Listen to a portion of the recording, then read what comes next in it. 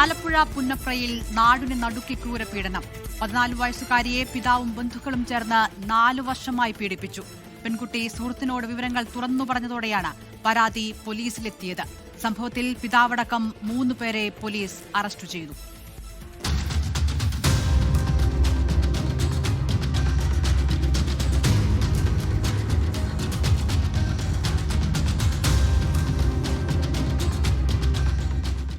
വയസ്സുകാരിയായ പെൺകുട്ടി 8ാം വയസ്സിൽ അമ്മയുടെ സഹോദരനിൽ നിന്നാണ് ആദ്യം പീഡനമേറ്റത്.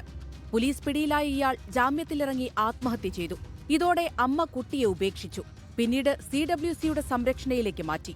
2022-ലാണ് കുട്ടിയെ പിതാവിന് കൈമാറുന്നത്. പിതാവ് കൂട്ടിക്കൊണ്ടുപോയത് സഹോദരിയുടെ വീട്ടിലേക്കും.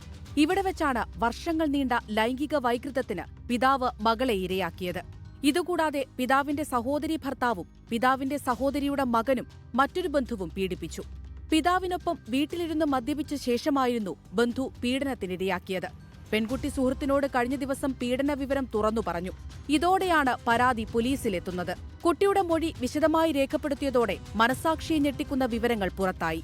പിതാവ് ഉൾപ്പെടെ 4 പേർക്കെതിരെയാണ് പോക്സോ കേസ് രജിസ്റ്റർ ചെയ്തത്. 3 പേരെ അറസ്റ്റ് ചെയ്തു. പിതാവിന്റെ ബന്ധുവിനെ ഇനി പിടികൂടാനുണ്ട്. പെൺകുട്ടിയെ കുടുംബശ്രീയുടെ കീഴിലുള്ള സ്നേഹിത സെന്ററിന്റെ സംരക്ഷണയിലേക്ക് മാറ്റി. 24 ആലപ്പുഴ.